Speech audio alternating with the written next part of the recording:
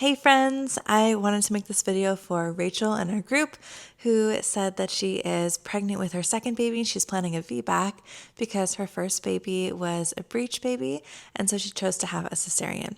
And so I wanted to talk a little bit today about breech birth, breech vaginal birth, and breech cesarean birth, and why it is so hard to find providers who support breech vaginal birth and what the evidence actually has to say on breech vaginal birth. So first off, breech is a position which is a variation of normal. There are many different positions that the baby can assume as they start to enter the pelvis. So there are 4 different types of breech positions. Babies who are coming down feet first, which is known as footling breech, where their knees are a little bit bent, so they're entering the pelvis this way, and the presenting part is the foot. Providers sometimes say that footling breech is less safe to deliver vaginally, but other providers say that it doesn't really matter. So I've heard a lot of different things about that. The next is frank, where the baby is folded like this and the bottom enters the pelvis first. And then there's complete breech, where the baby's bottom is still coming down first, but maybe their legs are a little bit crossed. Or there's something called incomplete, where the baby may have one leg up, but the other leg is bent like this. So first I want to say that breech positioning is a variation of normal. There are so many different ways that the baby can navigate the pelvis, and babies are so wise. They're incredibly intelligent, and they know how to navigate the pelvis. The pelvis is a very interesting bony structure that the baby doesn't just glide straight through, but they have to work their way through and assume different positions in order to get all the way through the pelvis because of the way that it's shaped.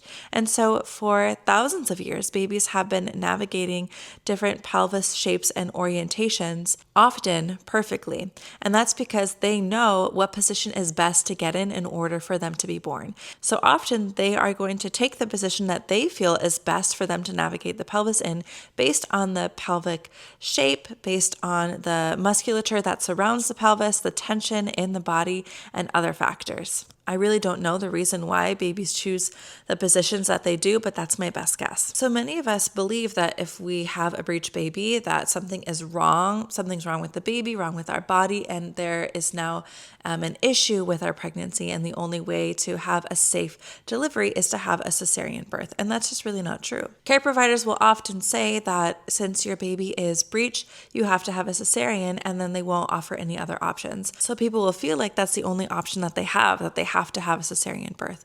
What providers really should be saying is, here is the risks and benefits and the current evidence that we have on breech vaginal deliveries and the current evidence that we have on breech cesarean births. But what's important is that they articulate to you that they can only offer you a cesarean and there are other options, and to give you the research and the evidence so that you can make the best decision for yourself and for your baby. Breech vaginal birth has been done for thousands of years. So there was a study that came out in the year 2000 called the Breech trial, and this is what kind of squashed an already declining rate of breech vaginal births in the US. But there were so many things that were so wrong with that study. Let's go over a few of them. So that study was a randomized control trial that looked at 2 different groups of women or pregnant people who were expecting a breech baby. And so half of them were assigned to have a cesarean and half of them were assigned to have a breech vaginal birth.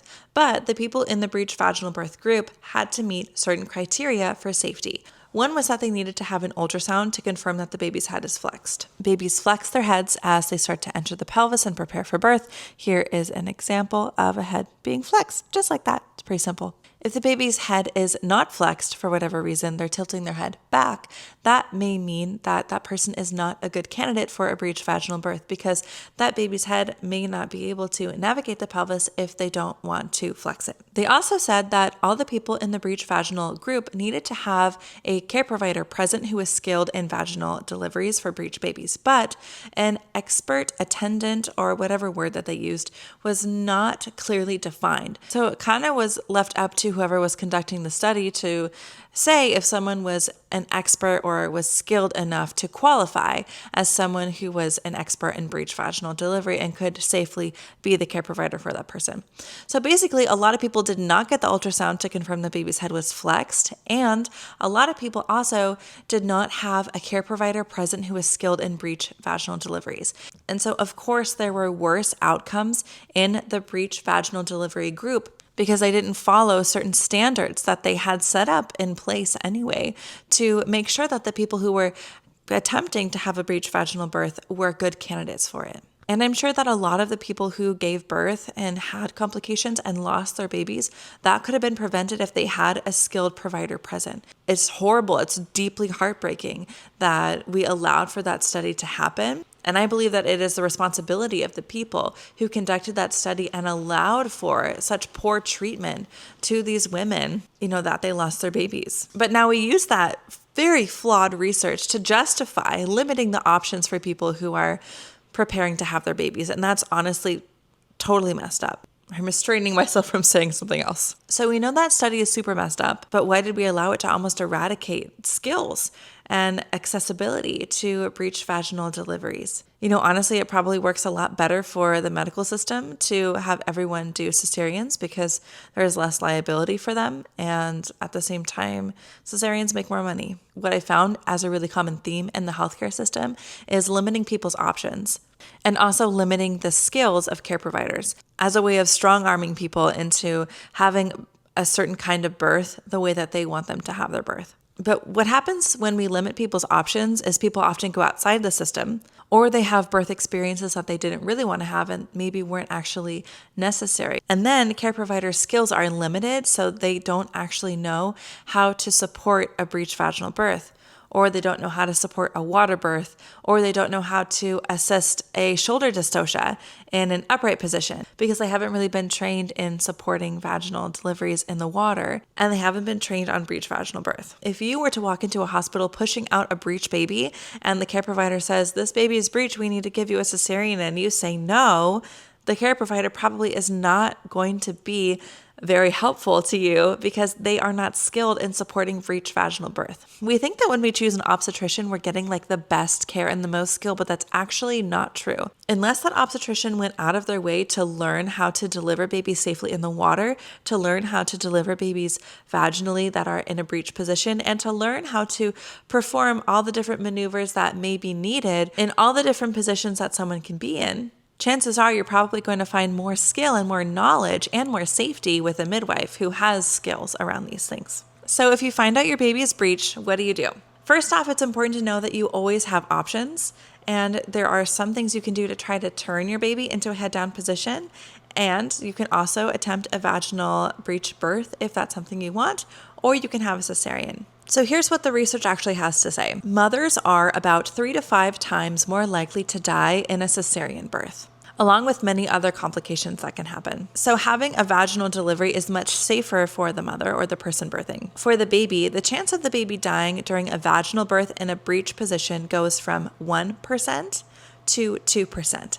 So that slight increase in risk may be worth the benefit of being safer for mom, along with all the other benefits that come with having a vaginal delivery, such as an increase in biodiversity from being exposed to the bacteria in the vaginal canal during birth, and also an improvement in overall immune health. So if you find out that your baby is breech around 30 weeks, 32 weeks pregnant, that's not something to worry about, and it can be helpful to start to do a few different things to encourage your baby to turn and encourage more space in your pelvis. I'll link in the description the Spinning Babies website and their steps that they encourage people to take if they want to try to turn their baby. But at 32 weeks, it's totally normal for baby to not be in the position that they're going to assume for birth. But by the time you get to 34, you're technically just a couple weeks away from the birth window. So that is a good time to really give it a try to encourage your baby to turn if that's something that you want to do.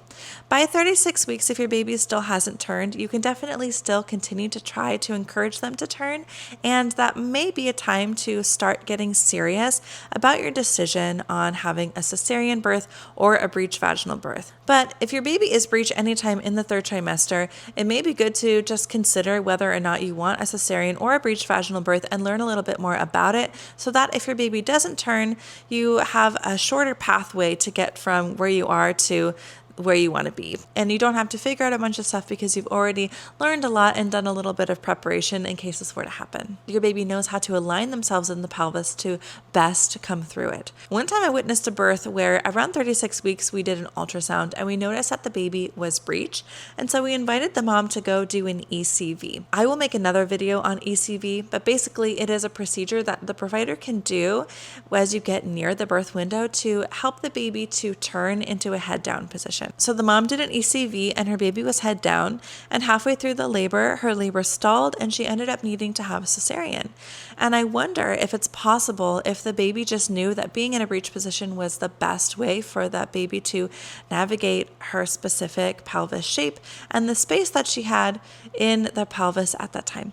And space is influenced not just by the pelvic shape and orientation, but also by the musculature that surrounds the pelvis and the flexibility and all that as well. And I also wanted to share that in the US, when obstetricians were doing breech vaginal births for a while, and this still happens, it's rare, but I have heard of it happening today, where care providers will say that since the person is breech, they need to have a very medically managed birth, and they'll only deliver the breech birth if the mom has an epidural, if she's on her back, and if forceps can be used. This is a much more dangerous way to deliver a baby vaginally in a breech position. If your baby is breech, truly the best evidence-based way that you can decrease any risk to you and your baby and support both of you in having a healthy and safe outcome and a smooth labor is to birth and labor in upright positions intuitively, to listen to your body and to have more of a hands-off birth. It's kind of the opposite of what many obstetricians who are providing breech services were doing for so long. The one thing people worry about with breech vaginal birth is of head entrapment, and that's when the baby's head ends up lifting upwards and getting stuck as they're exiting the birth canal. This is something that can happen if the baby is pulled, because when you pull them, it can cause the baby to lift their head up. But when the baby is supported and keeping their chin tucked, that helps them in navigating the pelvis and not getting stuck. And you can do that by not pulling on the baby. But there are very specific maneuvers and techniques that care providers can use when they have the skill and the knowledge to do so to protect babies from having that kind of experience and to address it if it were to happen. And that's it for today. Thanks so much for listening.